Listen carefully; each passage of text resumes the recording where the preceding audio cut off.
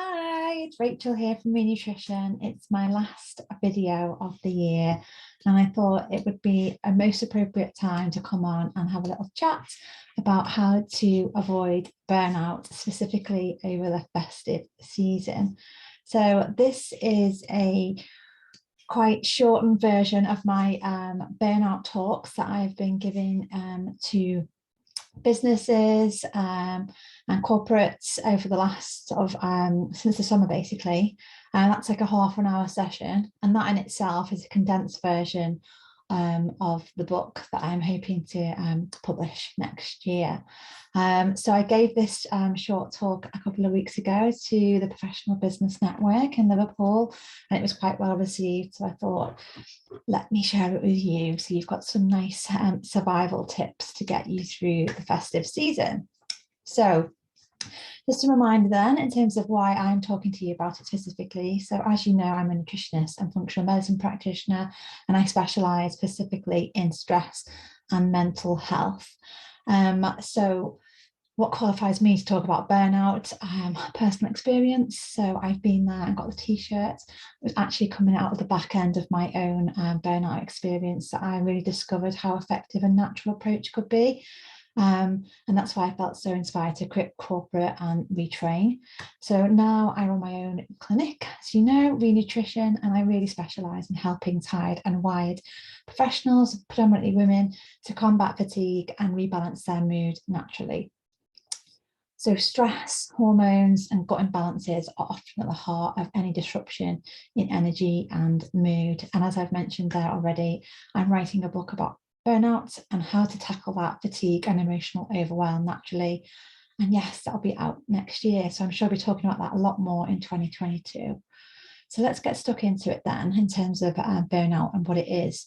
So burnout is what's called a pervasive mental health problem in the workforce. It's really characterised by fatigue, nervous tension, low mood, and loss of interest or motivation. Now, the causes of burnout are complex and unique to each individual, but there is usually one common denominator, and that is chronic stress. Now, stress comes in many forms. At Christmas time, it might be the rush to kind of meet end of year targets before you finish for Christmas, or that general overwhelm at this time of the year. So when am I getting a chance to do my Christmas shopping? Will they run out of turkeys, etc.? But it can also just be the stress of excess, by which I mean we eat more, we drink more, we might even exercise more than we would normally, thinking that we need to kind of work off those extra calories. We kind of overcommit ourselves and we just go, go, go. So at a physiological level, it's all the same. Your brain perceives all of these things as stress and responds accordingly. So let's get specific about what I mean and what is actually happening in the body. So your adrenal glands, which are located just here, just above each kidney, they receive signals from the brain to help us produce our stress hormones, adrenaline and cortisol. So these hormones essentially put your body in survival mode. And historically, this was so that you could escape from a predator. At the same time, these hormones downregulate functions that your brain thinks are not essential during stress and survival. So for example, digestion, immune function, and reproduction. If the brain is repeatedly asking the adrenals to produce these stress hormones, you might see signs and symptoms start to appear. So fatigue, anxiety, poor sleep, brain fog, IBS, frequent infections. I don't know about you, but how many super colds are going around at the moment? Maybe your female cycles are on the brink. Maybe you're putting a bit of weight on. Basically, we aren't designed to be in survival mode all the time. Now, your body is an amazing thing and it can cope really well for a while, but unchecked, chronic stress can really place considerable strain on those adrenal glands and ultimately affect our body's ability to adapt and cope. And this can lead to what is commonly termed burnout. So I'm going to give you a whistle-stop tour of my mood-boosting method to show you how it can be used to prevent you from burning out at Christmas. So the first step is Nourish. So at this time of year, I would say just eat more veggies to replace stress-depleted nutrients. So stress will deplete levels of key nutrients such as vitamin C, B vitamins, and magnesium. So, the kind of old adage of eating your greens has never been more important than now. I mean, there's lots available at the moment too. So think about getting like extra sprouts in and things like that. But if you normally eat 2 portions a day, for example, then increase this to 3 over the festive season. I know at the moment I am really concentrating on making sure that I have 1 smoothie a day and it's packed full of vegetables, so that I know that even if I'm going out in the afternoon or I'm having a meal with family, then that might be a bit more on the 20 side of the 80-20 rule. At least I know I've had that 1 smoothie with all my veggies in. In fact, here's my empty breakfast cup here.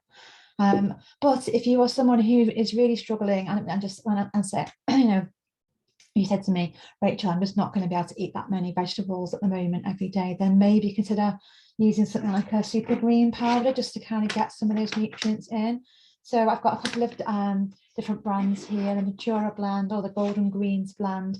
And all you do is kind of put like a heaped teaspoon into a little glass of water and stir it around and drink that. And that can just help give you a bit of a nutrient boost during the season. Also, magnesium supplementation may be needed during this stressful period, just because, as I said, stress depletes those key vitamins and the mineral magnesium. So maybe something like a magnesium glycinate tube today before bed might be helpful for you, just to keep topped up. And it will also potentially help with sleep as well. Don't forget that a small amount of magnesium can actually be absorbed through the skin. So you might also consider relaxing in an Epsom salts bath. That might be quite nice, and also kind of gives you a bit of downtime and rest and relaxation, which I'm going to come on to. You also need to think about supporting your blood sugar. So if the mince pies and the quality sweets are everywhere at the moment, I'd say keep some nuts handy at your desk. So if you have a sweet, have 2 or 3 nuts at the same time. Now, that might seem really counterintuitive, and I'm actually asking you to eat more, but the protein and healthy fats in nuts may help slow the sugar release into the bloodstream, which can keep you fuller for longer and may actually help reduce some of those cravings. So overall, you might eat less than you would have done if you'd not had the nuts. And most importantly, this helps to stabilize the blood sugar, so reducing the demand on those adrenal glands to produce cortisol. And finally, then support the liver to process that extra alcohol that you might be drinking at the moment. So again, thinking about antioxidants from brightly coloured fruits and veg, high quality protein and B vitamins from organic meat, dairy, wild caught fish, nuts, seeds, chia, anything like that. It doesn't have to be animal-based protein. It can also be plant-based. Thinking about your cruciferous vegetables, as I've already mentioned. And then I always keep saying, if you think about it, Christmas dinner is actually the perfect meal for supporting liver health, because it's got all these different things in there. All those components I've just mentioned are on your plate. But again, you might need a supplement to help support your liver during the festive season. And I can recommend one of those if you're interested. Just let me know. So the second step of my mood boosting method then is engage. So this is usually about supporting your mental health and preventing burnout by engaging in physical activities and hobbies outside of work that you enjoy, doing the things you like and that make you happy. And actually that's not normally a problem at this time of year. So my top tip is actually perhaps like to kind of scale it back a little bit and lay off the kind of cardio for December. So exercise is a stressor and raises cortisol, and again places an increased demand on your reserves. So that kind of desire you might feel to offset those extra calories is actually not helpful. Cortisol makes us cling to weight, usually in the abdominal area, and stress is also linked with weight loss resistance. So hammering the gym when you're stressed might actually contribute to weight gain and not weight loss. So I would switch out some of those intensive cardio sessions for some resistance training, yoga, Pilates, or walking, something like that. Step 3 then is restore. So I've already touched on this a little bit about relaxing and resting, really taking the pressure off your adrenal glands and allowing them to recover.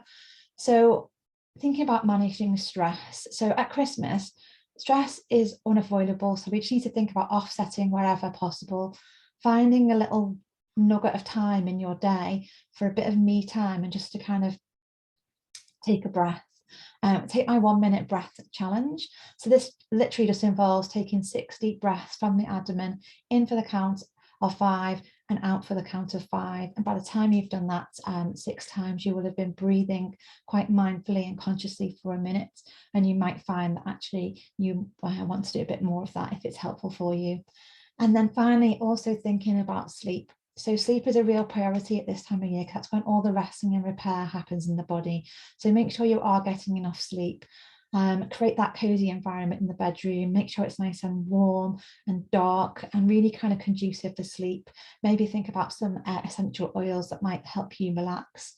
I currently am using this So Sleepy product from Tropic. So it's nicely packed with lavender, chamomile and frankincense essential oils.